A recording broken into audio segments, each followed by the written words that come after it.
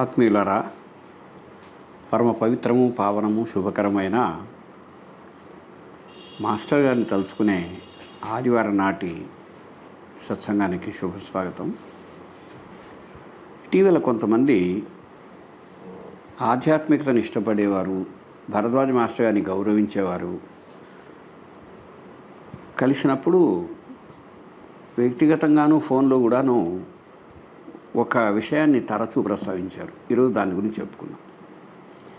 అదేమిటంటే, భరద్వాజ మాస్టర్ గారు సనాతనమైనటువంటి ఆచారము, ఇటువంటి వ్యవహారాలు ఉన్నాయి కదా, ఆచార వ్యవహారాలు, నిత్య విధులు, వీటి పట్ల ఎలా ఉన్నారు, అదేవిధంగా ఆధునికంగా భావ విప్లవానికి సంబంధించిన విషయాల్లో ఎలా ఉన్నారు. అంటే ఆయన కేవలం ఆచారవాదియా లేక అభ్యుదయవాదియా? ఆయన జీవితాన్ని ఎలా ఖర్చు పెట్టారు, ఆయన ఏం ప్రబోధించారు అని మొత్తం ఈ ఆలోచనల సారాంశం అంతా కూడా ఈరోజు దాని గురించి చెప్పుకున్నాం. పూజ్యులు మాస్టర్ గారు భూమి మీదకి రావటం, మనందరికీ పరిచయం కావటం, మనము మన జాతి చేసుకున్న గొప్ప ధన్యత. ఏమిటంటే, అంతకుముందు ఎందరో మహనీయులు పుట్టిన భూమి ఇది. కానీ వారందరూ గొప్పవారే, వారందరూ సర్వసమర్థులే, వారందరూ భగవత్ స్వరూపులే, వారందరికీ వందనాలు. కానీ మనకు మాత్రం మాస్టర్ గారు లాంటి వారు కావాలి. ఎందుకని? ఆ అత్యుత్తమమైన భగవత్ తత్వానికి, మహాత్ములకు, వాళ్ళ బోధలకు, ఉపదేశాలకు సామాన్య జీవితం గలిపే అతి సామాన్యమైన మనకు మధ్యలో వారధి లాంటి వారు మాస్టర్ గారు. అటువంటి భరద్వాజ మాస్టర్ గారు ఉండడం వల్ల, ఆయన యొక్క అవతరణ వల్ల, ఆయన యొక్క జన్మకు రావటం వల్ల మానవ జాతికి మహోపకారం జరిగింది. అదేమిటంటే, ఆయన ఒక వారధి, ఒక సారథి. ఎలా అంటే, అతి ప్రాచీనమైన ఆధ్యాత్మికతకు, అతి ఆధునికమైనటువంటి మానవ జీవన దృక్పథానికి మధ్యలో ఆయన ఒక అద్భుతమైన బ్రిడ్జిని నిర్మించాలనుకున్నాడు. అందులో ఆయన చాలా విజయం సాధించిన వారే అయ్యారు. ఎట్లా అంటే, అతి సనాతనమైన ధార్మిక ఆచారాలలో ఉత్తమమైన వాటన్నిటినీ ఆయన అనుసరిస్తారు. దురాచారమైనది ఏదైనా సరే కాదంటారు. మూర్ఖాచారానికి ఆయన దగ్గర ఎక్కడ అవకాశమే లేదు. అంతేకాదు, ఆయన ఎంతటి సనాతనుడో అంత ఆధునికుడు, ఎంతటి ఆధునిక దృక్పథం గలవారో అంత పూర్వాచారపరాయణుడు. అయితే ఒక్క విషయం, ఆయన ఏం చెబుతారో అది తెలుసుకొని తెలిసినదే చెబుతారు. ఏం ఆచరిస్తారో అది కూడా అంతే, ఆయనకు తెలిసిందే ఆచరిస్తారు. ఆయన తెలిసి ఆచరించినదే మాట్లాడతారు. మనసుకి, మాటకి, ప్రవర్తనకి తేడా ఉండదు. సాధారణంగా లోకంలో ఏం చూస్తామంటే, ఆచారాలన్నీ మా తాత చేశారు, మా తండ్రి చేశారు, మా పూర్వీకులు చేశారు, మా ఊళ్ళో వాళ్ళు చేశారు కాబట్టి మేము ఆచరిస్తున్నామని చెబుతారు. కాదు, అది ఏమైనా సరే పూర్తిగా అవగాహనకు వచ్చి తనకు అనుభూతమైంది మాత్రమే చెబుతారు. అందులో మొదటి ఉదాహరణ ఏమిటంటే, షిరిడీలో సాయిబాబాని 1963లో దర్శించే ముందు ఆయన పూర్తిగా ఆయన యోచన, ఆయన దృక్పథం అంతా ఒక సత్యాన్వేషకుడు, నిజాన్ని నిగ్గు తేల్చుకొని అనుభవరూపకమైంది మాత్రమే నమ్మేవాడుగా ఉన్నారు. సరే, షిరిడీకి వెళ్ళగానే ఆయన దృష్టి దృక్పథం అంతా విస్తారమైంది. ఆయనకు ఒక గొప్ప అనుభవం కలిగింది. ఆ అనుభవం పూర్తిగా ఒక విషయాన్ని రూఢి చేసింది. అదేమిటంటే భగవంతుడు నిశ్చయంగా ఉన్నాడు. ఆయనను తెలిసిన మహాత్ములు ఉన్నారు. వాళ్ళు మరణాన్ని అధిగమించిన వారు, మరణానికి ఆవల ఉండి కూడా ఉన్నారు. అటువంటి కేవలం ఒక సమాధి దగ్గర ఆయన వెళ్ళింది ఎక్కడికి? మన దృష్టిలో చూస్తే 1918లో దేహం విడిచిన సాయినాథుల వారి సమాధికి 45 సంవత్సరాల తర్వాత 63లో వెళ్ళారు ఆయన. అప్పుడు మనకేమో అది సమాధి, అక్కడున్నది ఒక అద్భుతమైన చిన్మయ ప్రతిమ. కానీ మాస్టర్ గారికి మాత్రం నిత్యనూతనము, సచేతనము, 100కి 100 పాళ్ళు అక్కడ ఉన్న సత్యం ఆయన అనుభవంలోకి వచ్చింది.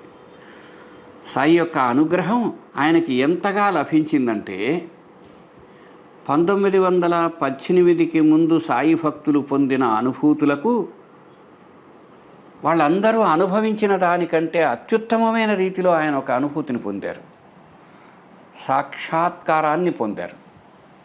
అందువల్ల ఆయన ఏమయ్యారు?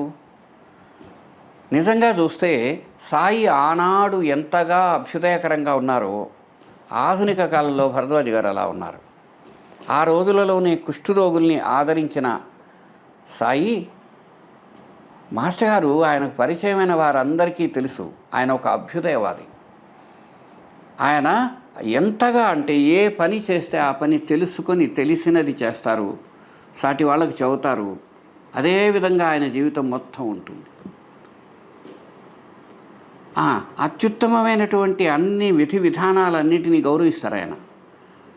అదేవిధంగా వచ్చి ఎంత సనాతనుడో అంత ఆధునికంగా ఉంటారు.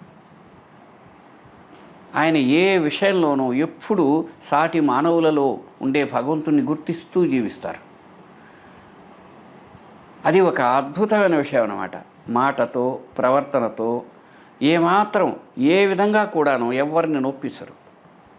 విస్పష్టంగా ఉంటారు. ఏ విషయంలో అయినా సరే తానేం చెప్పదలుచుకున్నారో అది విస్పష్టంగా చెబుతారు. ఎక్కడ కూడా కొన్నిసార్లు ఆయనను ఇష్టపడని వాళ్ళు కూడా ఆయన ప్రేమించేది ఎక్కడంటే ఆ దృక్పథం వల్ల. ముందు అవతలవాడి హృదయాన్ని అవగతం చేసుకొని అసలు ఏది సమస్యో దాన్ని తేల్చి దానికి జవాబు చెప్పి ఆ జవాబు ఏది ఉత్తమమైనదో అలా ఆచరించి ఆయన జీవించారు. అది చాలా అరుదైన విషయం. ఆయన మహానుభావులు వాళ్ళ జ్ఞానాన్ని నమ్మారు. దాన్ని గురించి తాను తెలుసుకున్నది ప్రపంచానికి విస్పష్టంగా చెప్పాలనుకున్నారు. ఆ విధంగా ఆయన చాలా విజయం సాధించారు. ఆధునిక కాలంలో కూడా ప్రాచీన కాలపు ఋషులు ఉండగలరు అనేదానికి ఒక పరమాద్భుతమైన ఉదాహరణ ఎవరంటే మాస్టర్ గారు. ఈరోజు ఒక విశేషం ఉంది, మీలో కొంతమందికి తెలిసి ఉండవచ్చు. ఈరోజు భగవాన్ రమణ మహర్షి గారి జన్మకు వచ్చిన రోజు, ఆయన జయంతి అన్నమాట. 30వ తేదీ ఏమో తేదీ ప్రకారం, ఈరోజు తిథి ప్రకారం మహర్షి జయంతి. మహర్షి ఏ విధముగా అయితే అతి సనాతనుడో అతి ఆధునికుడో అటువంటి దృక్పథం మాస్టర్ గారిది. మన ఆధునిక భారత దేశాన్ని గురించి ప్రపంచ మానవులకు తెలియటానికి రమణ మహర్షి ఒక ఉపకరణం అయ్యారు. రామకృష్ణ పరమహంస వివేకానందుడి ద్వారా ఒక కార్యక్రమాన్ని నిర్వహించారు. ఎలా అంటే రామకృష్ణుడు భక్తికి, రమణ మహర్షి జ్ఞానానికి ప్రతీకలని అనుకున్నట్టయితే అనేక మంది విదేశీయులు వచ్చి ఆయన్ని పరీక్షగా చూచి ఆయన పాదాలను ఆశ్రయించి ప్రపంచానికంతా ఇక్కడ ఒక అద్భుతమైన సమాచారం ఉంది, ఒక నిజం ఉంది, ఒక ఆధ్యాత్మిక స్ఫూర్తి ఉంది, అదిగో ఇప్పుడు సజీవంగా ఉన్న మహనీయమూర్తి ఉన్నారు అని చెప్పి అక్కడ ప్రపంచానికి అందింది. పాల్ బ్రంటన్ లాంటి యుద్ధ వార్తలు రాసినవారు మహర్షిని కలిసి ప్రపంచానికి తెలియచేయడం a search in secret India ద్వారా లభించింది. అట్లా ఎంతోమంది. ఆ విధంగా వారందరి వరుసలో భరద్వాజ మాస్టర్ గారి కృషి కూడా ఒక పరమాద్భుతమైనది.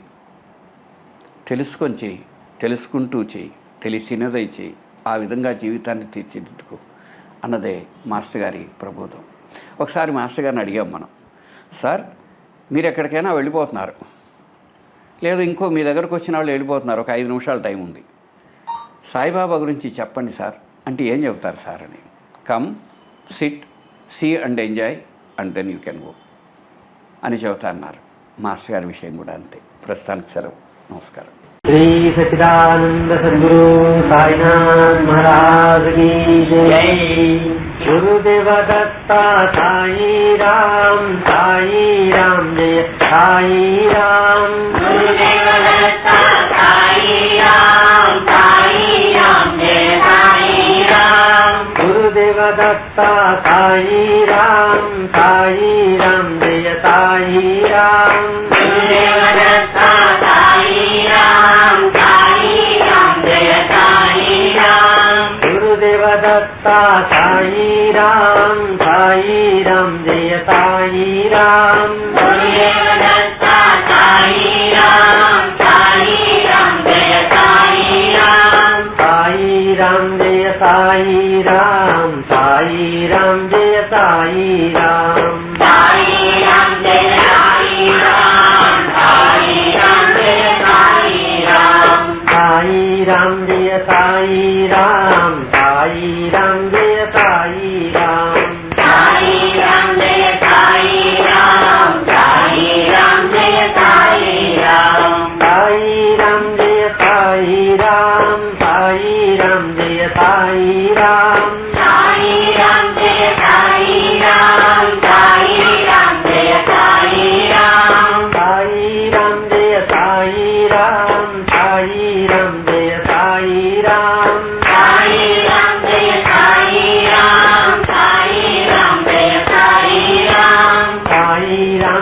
साई राम जय साई राम। साई